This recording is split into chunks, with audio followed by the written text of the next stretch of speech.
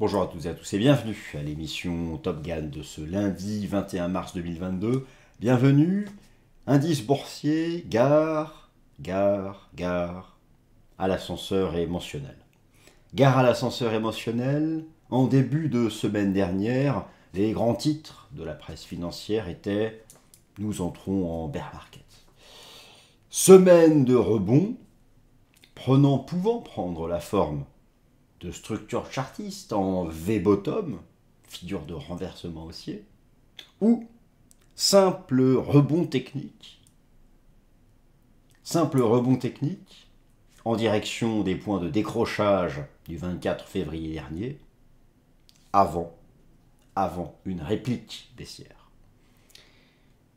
Voilà donc le dilemme auquel le marché fait face, mais soyons réalistes, soyez réalistes.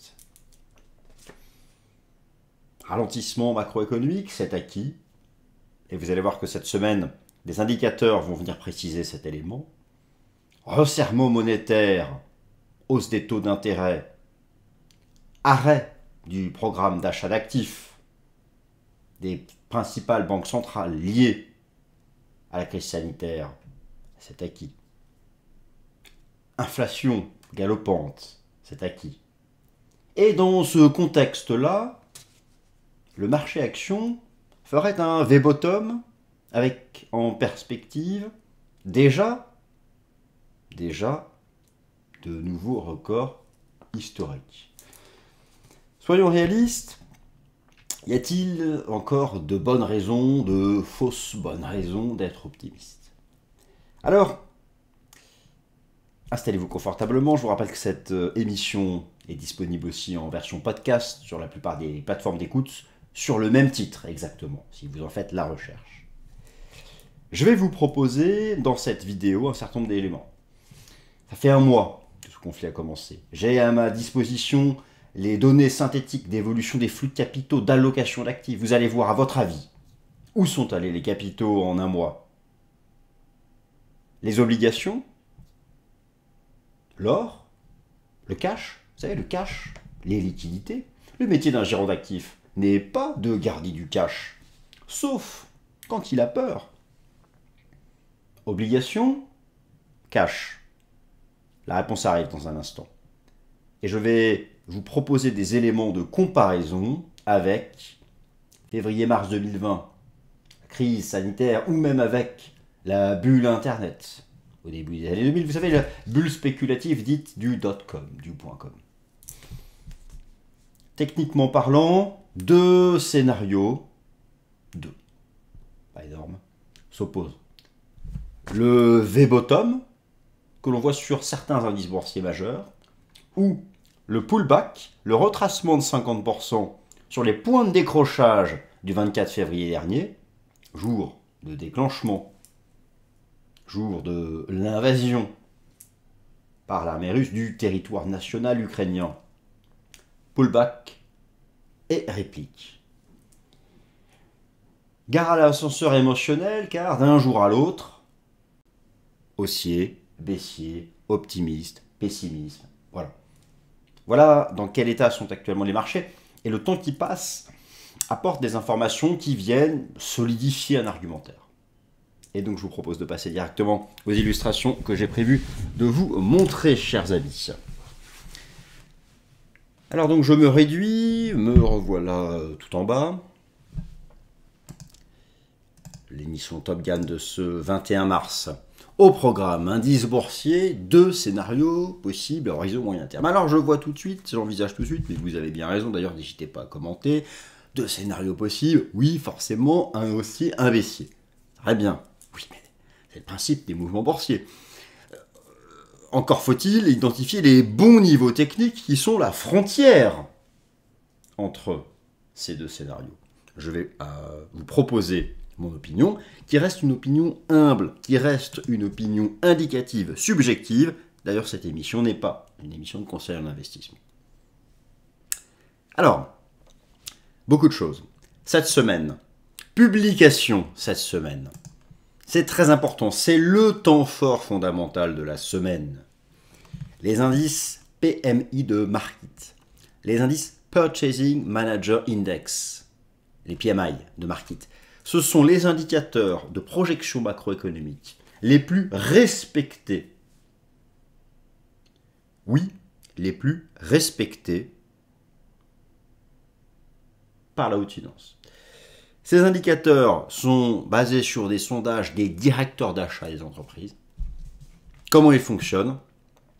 Ce jeudi 24 mars, pour les pays occidentaux, du Japon aux États-Unis en passant par toute l'Europe, seront publiés en version préliminaire pour le mois de mars. Ce sont les premiers indicateurs PMI, les PMI, depuis le déclenchement de la guerre. Partout, ils sont attendus en repli. Partout, prenons le cas de l'Allemagne. Le PMI manufacturier de l'Allemagne, en version préliminaire flash, ce jeudi à 9h30, qui passerait de 58,4 à 56, partout ça baisse. Alors deux choses, partout ils sont attendus en repli, mais, je vais vous rappeler cela dans un instant, dans la lecture du PMI, au-dessus de 50, ça reste une expansion économique. L'ascenseur émotionnel, oui encore lui, l'ascenseur émotionnel. Sommes-nous trop optimistes? Le marché n'envisage qu'un ralentissement de la croissance économique. Nous resterions en croissance moins forte. Est-ce un rêve? Est-ce une réalité? Pour le moment, nous n'avons que le consensus. J'ai hâte de prendre connaissance des chiffres de ce... Car, lors de la crise sanitaire, on était passé sous 50. Et là, on resterait au-dessus. On verra. En tout cas, pour toutes les grandes économies de la zone euro, les plus concernées. D'ailleurs, regardez, Wall Street surperforme largement le marché action européen. Eh bien, on attend des replis. Pour les États-Unis, c'est beaucoup mieux. Micro-repli. Et largement au-dessus de 50. On verra. En tout cas, ce sont les temps forts fondamentaux de la semaine, ce jeudi. En fait, la clé, chers amis, chers auditeurs, pour les perspectives du marché action sont les perspectives économiques, surtout pour l'Europe. Surtout pour l'Europe.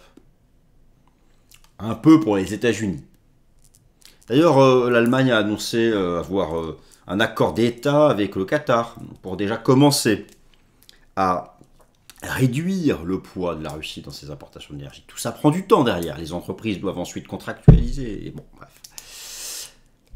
La semaine dernière, la Fed, ne l'oublions pas, la Fed, la Réserve fédérale des États-Unis, la Banque centrale américaine, elle ne lâche rien. Elle va monter ses taux 6 fois cette année et 4 de plus en 2023. 10 hausses de taux. La Fed ne lâche rien. La Fed nous dit la guerre en Ukraine, oui, très bien, mais nous, aux États-Unis, on aura encore une croissance économique. L'inflation est là, on va remonter les taux. À votre avis, soyons réalistes. Une croissance économique qui ralentit. Quoi qu'il arrive, elle va ralentir un minimum, eu égard aux événements actuels. Les hausses de taux. Et n'oublions pas, l'arrêt du programme d'achat d'actifs. Pas tous, mais ceux liés à la crise sanitaire. Et à terme, rapidement, une réduction du bilan des banques centrales. Ce combo gagnant de... Enfin, combo à 4, donc c'est pas un combo. Bref. Pensez-vous qu'avec ces 4 éléments réunis, marché action puisse rester haussier? Ou au moins en range. Mais peut-être qu'il peut rester haussier si nous nous trompons sur ces anticipations. Vous voyez un peu le côté parfois irrationnel de l'anticipation économique, alors anticipation des marchés boursiers. Bon, mais je vais préciser des informations sur tous ces éléments. 2 cas de marché technique possibles, voici les indices que je couvre. Allez, donc retenez s'il vous plaît, cette semaine, le temps fort fondamental de la semaine, ce jeudi 24 mars, la publication pour les États-Unis, le Japon, les pays de la zone euro, des indices Purchasing Manager Index, les PMI de Markit, c'est le temps fort fondamental de la semaine. Gestion d'actifs et guerre en Ukraine. Je le disais en introduction, depuis un mois, les investisseurs ont eu un profil défensif. À votre avis, je posais la question, vous avez la réponse sous les yeux. Eh bien non, les capitaux ne sont pas allés vers les obligations. Les capitaux se sont mis en mode défensif, en mode protection. Vous avez sous les yeux l'évolution depuis un mois d'un certain nombre de classes d'actifs. La part du cash dans l'AUM générale sous gestion AUM. Actif Under Management. AUM. La part du cash a augmenté de 40% depuis un mois. Regardez la part des actions européennes, moins 20%. Celle des actions américaines, ben oui, nous en parlions dans une vidéo il y a 2 semaines.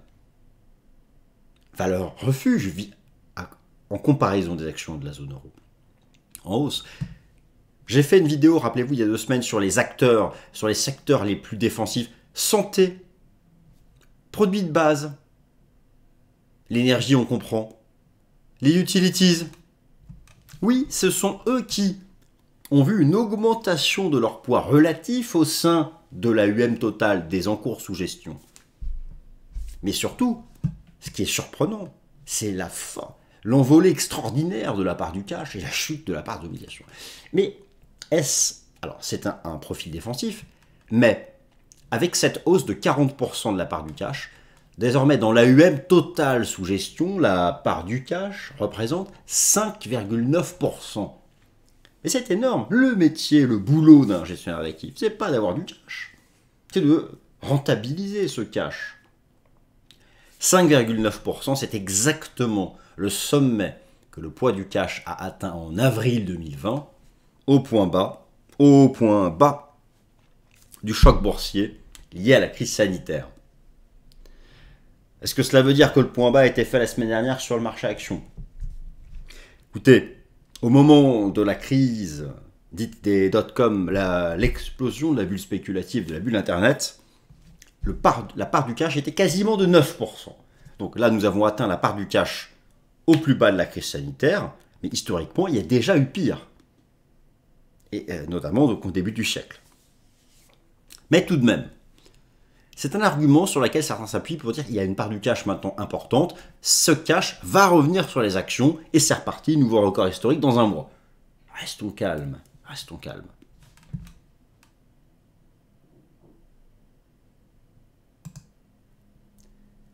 Indice boursier et ralentissement économique. C'est une donnée acquise. Quoi qu'il arrive, et ça avait déjà commencé, le ralentissement macroéconomique, je dis bien le ralentissement de la reprise macroéconomique. Cette semaine sont publiés jeudi 24 mars les indices PMI de Markit pour toutes les grandes économies. Les anticipations pour le jeudi 24 mars, vous avez sous les yeux un graphique que je vous ai préparé qui représente le PMI manufacturier pour les États-Unis. Alors, dans les indices PMI de Markit, il y a une version composite, et puis elle a donc 2 branches, les services et la partie manufacturière. Mais la plus suivie d'un point de vue cyclique, d'un point de vue de l'évolution immédiate de l'activité, c'est la partie manufacturière. Eh bien, notez que le PMI manufacturier des États-Unis s'est toujours retourné à la baisse avant que le marché action, ici représenté par le S&P 500, rentre en général en range, en trading range. Et là, il s'est retourné à la baisse déjà depuis décembre 2021. Voici l'anticipation pour mars 2022. J'ai pris le consensus, le marché envisage une chute vers les 55. Donc, poursuite de la baisse du PMI manufacturier américain, qui, je pense, va correspondre à un trading range. Vous voyez ici, pour la crise sanitaire, mais le repli du PMI avait commencé avant, ce sont des ranges. Pour les États-Unis, ce sont des phases latérales. Moi, je pense que nous sommes dans cette phase latérale. C'est-à-dire que je ne crois pas au scénario du V-bottom avec de nouveaux records historiques dans 2 semaines. Et je ne crois pas non plus au bear market de moins 50%, comme nous avons eu au moment de la crise sanitaire. Il y aura un entre-deux. Mais je viens à l'aspect technique après. Notez d'ailleurs donc que pour la lecture du PMI, quand les chiffres seront publiés mardi, la frontière entre anticipation d'expansion économique et pessimisme économique, contraction économique, c'est le niveau des 50. Au moment de la crise sanitaire, février-mars 2020, nous sommes passés brièvement sous les 50 avant que les injections et les programmes de soutien budgétaire, injections de cash par les banques centrales et les programmes de soutien budgétaire des États relancent le PMI. Mais donc, ne nous leurrons pas.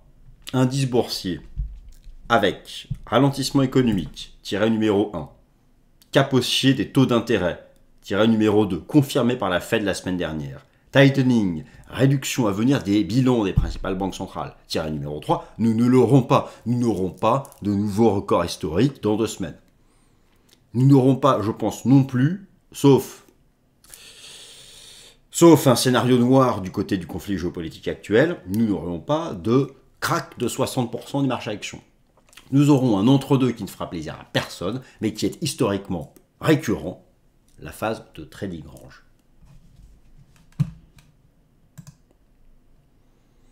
Anticipation économique pour l'Allemagne et la France.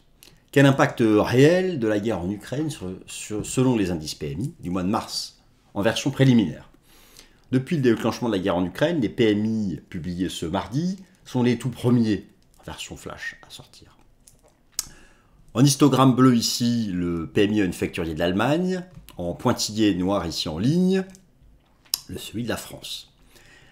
Gare à l'ascenseur émotionnel car avant le déclenchement de la guerre, mi-février, eh bien, celui de la France avait même accéléré, celui de l'Allemagne avait légèrement reculé car il y avait déjà une anticipation liée au conflit entre la Russie et l'Ukraine. Il y avait déjà des tensions avant l'invasion réelle. Désormais, pour ce mois de mars, les anticipations sont pour la France et l'Allemagne une chute des indices PMI manufacturiers. Mais les anticipations nous maintiennent toujours au-dessus de 50. C'est ça qui est étonnant. Au moment de la crise sanitaire, nous sommes passés, je vous l'ai montré dans le slide précédent, sous 50. Alors, sommes-nous trop optimistes? Les analystes, les économistes, sont-ils trop optimistes? Ou nous, quelle est la part du réalisme des faits objectifs? Et ça, la vraie question pour le marché action. En attendant, comme je l'ai illustré tout à l'heure, l'augmentation de la part du cash est revenue sur ses records d'avril 2020, le plus bas du choc, le plus bas sur le marché action. Avant la remontada, qui avait eu son point bas en avril 2020.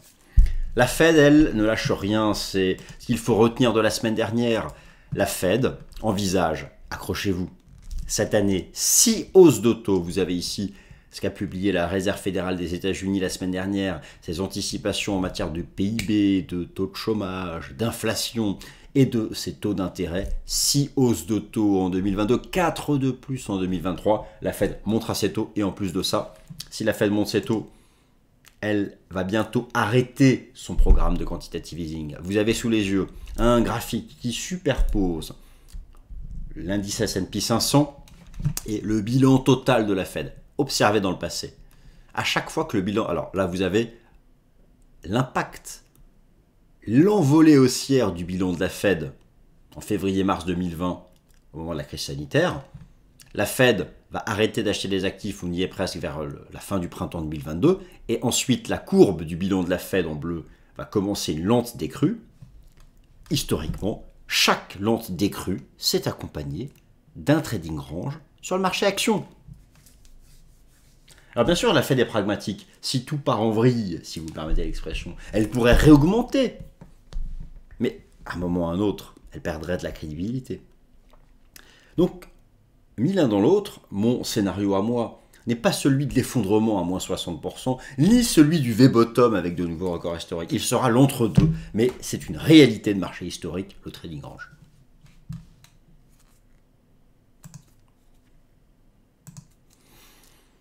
Je vais passer dans un instant sur les graphiques en temps réel, mais voici qui résume tout. Vous avez sous les yeux la représentation graphique. La représentation graphique en données journalières du contrat futur DAX. Plusieurs mois de transition latérale, qui est une figure de sommet, triangle élargi. Sorti par le bas de cette figure de renversement baissier moyen terme, au moment du déclenchement de la guerre en Ukraine. La chute. Et depuis une dizaine de séances, reprise en V-bottom. Voilà le conflit du moment.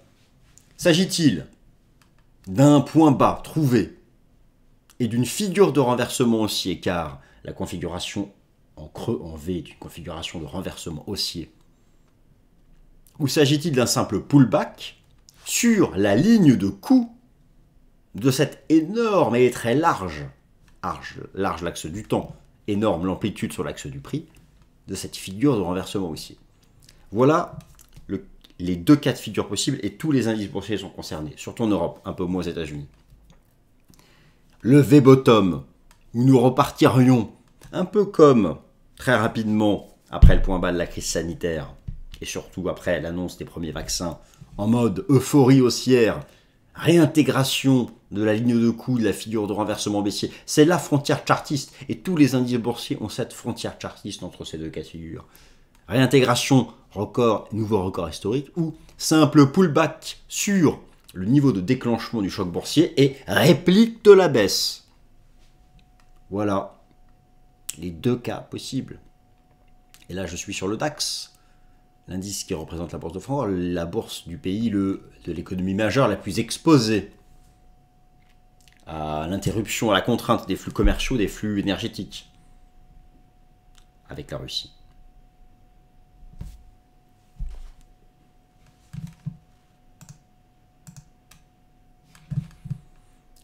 Sur le S&P 500, j'en ai parlé tout à l'heure. Vous l'avez vu à travers l'évolution de l'encours sous gestion. Ça surperforme, c'est normal, l'économie américaine est moins concernée. Les États-Unis, représentés ici par l'indice de référence, le S&P 500, ont neutralisé d'une façon étonnante le scénario d'une épaule tête épaule.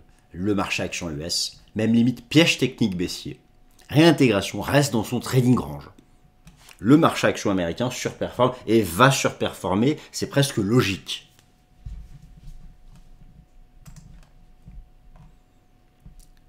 Le marché action US, à gauche, les bougies japonaises hebdomadaires du contrat futur S&P 500, à droite, les bougies japonaises en données journalières du contrat futur S&P 500, est sorti par le haut d'une compression, une sorte de pisseau descendant à la faveur d'une divergence haussière sur le momentum, représenté ici par l'indicateur technique RSI, représenté ici par la ligne de MACD. Rebond, très bien. Bon. Alors rebond, reprise, piège technique baissier, contre-pied aussi, rebond tout en haut, ou, notez, pour le système Ishimoku, on rebondit, on ressort du nuage, piège technique baissier, on était rentré, ou simple rebond technique sur la Kijun en données hebdomadaires du système Ishimoku, et finalement, pour certains, nous serions toujours dans l'épaule droite, une épaule droite complexe, avec une hauteur d'épaule gauche ici. Le niveau de pullback, 4550, tant que le S&P 500 reste sous ces 4550, ça peut être encore une énorme épaule tête-épaule. Alors, soyons réalistes, à votre avis. Pullback, encore une épaule droite et une réplique de la baisse, piège technique baissier, ça repart. Le DAX, j'en parlais à l'instant. Le DAX. La figure de renversement baissier, vous l'avez représenté ici en données hebdomadaires. Le marché en est sorti par le bas. Voilà la reprise impulsive depuis une semaine, avec une structure géométrique chartiste en V-bottom. Pullback en direction de la ligne de coût de la structure de renversement baissier, test et réplique, ou V-bottom, dépassement, réintégration et retour tout en haut. On parle de l'économie allemande. Voilà les deux scénarios qui s'opposent. Oui, naturellement, si la guerre s'arrête, ces prochains jours, prochaines semaines, oui, le bottom sera validé. Et si la diplomatie ne continue à faire que des pas d'apparence, ce sera le pullback et la réplique. En tout cas, d'un point de vue chartiste, c'est ce que j'appelle l'ascenseur émotionnel. On valide une figure de creux, une figure de renversement baissier. Et on fait un pullback, non pas difficilement, mais en mode V-bottom. Voilà la difficulté du technicien actuellement. Que l'on retrouve sur le contrat futur Eurostoxx 50, le plus tradé par les investisseurs institutionnels. La reprise en V-bottom peut être simplement un pullback en direction de l'ancien niveau d'avant-crise, ici février-mars 2020, crise sanitaire, ou une reprise en V, ligne de coût, réintégration, ça repart. Sur le CAC 40 Global Return, ici le CAC 40 GR, calculé comme le DAX, on lui réintègre les dividendes. S'agit-il d'un simple rebond technique sur l'ancien niveau d'avant-crise sanitaire à la faveur de ce V-bottom, ou ou d'un simple pullback sur la ligne de coup d'une épaule, tête-épaule, figure de renversement baissier, test et reprise et réplique de la baisse. C'est la même option, la même alternative sur le Hang Seng pour la bourse de Hong Kong, qui est venu trouver un gros support en données hebdomadaires. Bourse de Hong Kong qui baisse depuis un certain temps, reprise en V, mais voilà le point de décrochage de la guerre en Ukraine. Reprise en V ou mouvement de test de la ligne de coup et réplique de la baisse.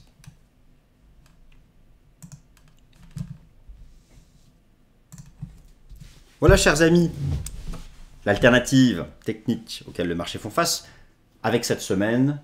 Et donc, c'est le focus fondamental majeur, les indices PMI de market. Et je pense que nous y verrons beaucoup plus clair lorsque ces données globales macro seront publiées. Voilà, j'espère que cette vidéo vous a plu. Si c'est le cas, n'hésitez pas à la liker, à la partager. Vous avez la version podcast à votre disposition. Merci à toutes et à tous d'avoir pris ces quelques minutes pour m'écouter. Et passez une excellente semaine. Au revoir.